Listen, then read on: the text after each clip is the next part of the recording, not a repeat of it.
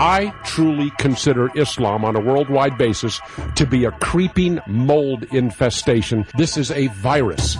Islam is a virus. Islam is a terrorist organization that is in the process of murdering people to achieve its terror goals. Tourist or terrorist? Keith is the first Muslim in history to be elected to the House of Representatives. Sir, prove to me that you are not working with our enemies. 25% of young Muslims in America say they would condone suicide bombings in defense of religion. And I'm not getting on my old fours and praying in Mecca, and you could drop dead if you don't like it. Could my children be blown up by a suicide bomber like we see all the time in Israel and Iraq? I don't want to hear any more about Islam. I don't want to hear one more word about Islam. Call it radical, crazy, religious Islam. But I also don't like that Muslim terrorist extremists are blowing up Americans. The radical Muslims who want to destroy our country and who want to wipe the so-called infidels like myself and many of you from the face of the earth. I hope you're not making these terrorist groups divisible,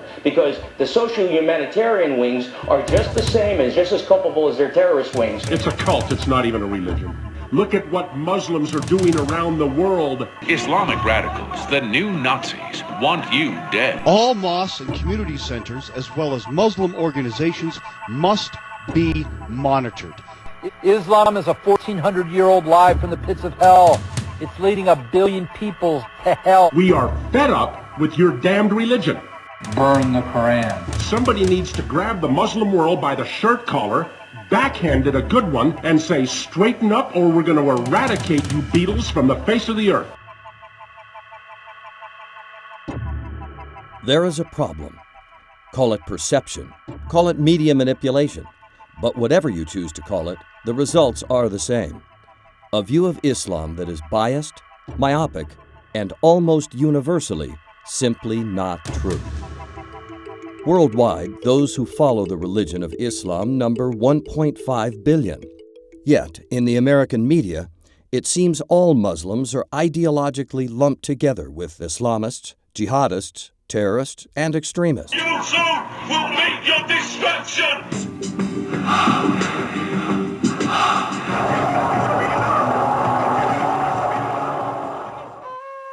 When nothing could be further from the truth. Many Muslims in America since 9/11 have felt and do continue to feel that they're being judged unfairly based on the actions of a very, very small, misguided minority. Anyone who gets their understanding of what a Muslim is from the news is going to have a very distorted and very, very wrong perspective on the Muslim faith. Millions in the United States and worldwide base their opinions, attitudes, and beliefs on misinformation and half-truths. When children grow up with this kind of news, where will they hear the truth about Islam? Because the truth doesn't necessarily make compelling network news. Let's face it, peace is not news. Tolerance is not news. Understanding, acceptance, and love are not news. So how can we hear a voice of reason about Islam over the din of negative stereotypes on TV and talk radio? Muslim terrorist infidels. A virus. The Islamic Speakers Bureau of Arizona focuses on education about Islam and takes that message to the community. The Islamic Speakers Bureau provides presentations by trained speakers to law enforcement personnel, corporations, schools. We provide accurate information about Islam and Muslims so that we dispel stereotypes and myths. It's not soundbite information, so there's a context for it.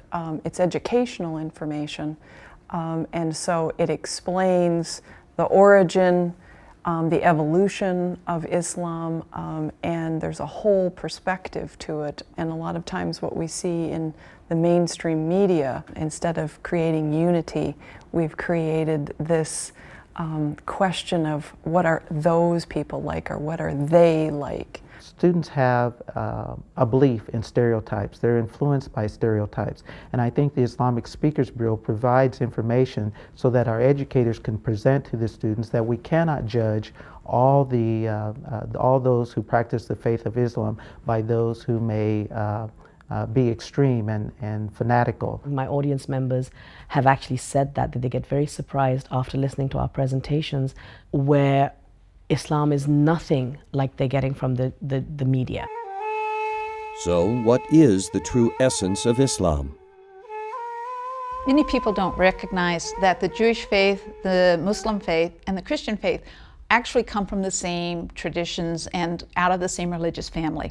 We all started with Abraham.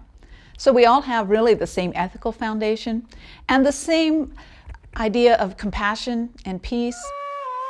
Their concept of peace in the Islamic faith is exactly the same. It is no different from the Christian message or the Jewish message of people living together across the world in harmony. It is important to have the real information about the faith because we have folks out there, for whatever reason, who are espousing the idea that we shouldn't trust those people who practice Islam, that Islam is a religion of hate, that Islam is a religion that wants to take us back rather than move us forward. I think they're surprised not only that it's a message of peace, but they're surprised by the level of humanity, the level of organization to the religion, the history of the religion, and the contributions of the religion, and the vastness of the religion. Probably the biggest thing that they're surprised by is that all Arabs are not Muslim. Muslims come from all over the world. You're going to find Muslims from China, from Africa, from Europe, from many different countries, from many different cultures. Islam is not just about a single race or a single ethnicity, but that it is comprised of a various number of different groups. We try to make sure that when our speakers go out to talk about Islam, that they're talking only about Islam and not cultural practices that may or may not be part of their daily existence, and not trying to convert anyone, not trying to convince anyone that Islam is the only way. ISBA is the primary avenue that I have for helping train my chaplains about the Muslim faith. They feel much more comfortable dealing with the physicians and the staff and the patients in the hospital who are Muslim rather than avoiding them. And certainly they become much more professional and competent in their work. Some of the feedback from the students, their words were, Islam really isn't that much different than my fundamentalist Baptist faith, than me being a Mormon, than me being a Jew. And they were very, very surprised by that. One of the colleagues, after the presentation given by the speaker, she said, you know, Cliff, I was initially afraid to come here because of everything that I've heard in the media. And she said, but I'm pleasantly surprised. And she said, and I'm happy to be here because what I recognize is that Islam is so much or so close to the faith that I believe in and values the things that I believe in also. I think that our teachers need to have as much information as possible so that they can help our students to recognize that diversity is not just about race, it's not just about ethnicity, but it's also about religion.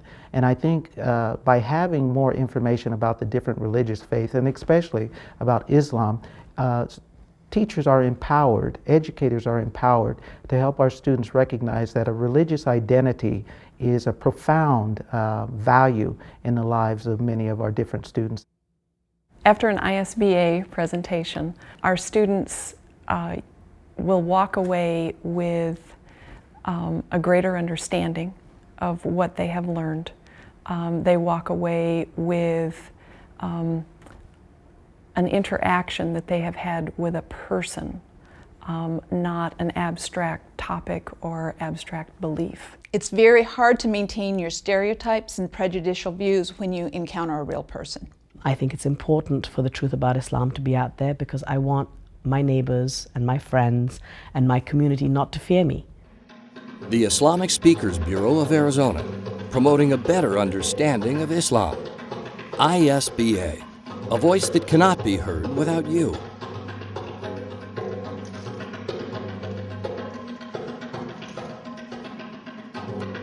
Please, help us spread the word that Islam truly means peace. Donations provide ISBA with infrastructure as we develop more speakers and more community outreach through programs, materials, and seminars. If not you, then who?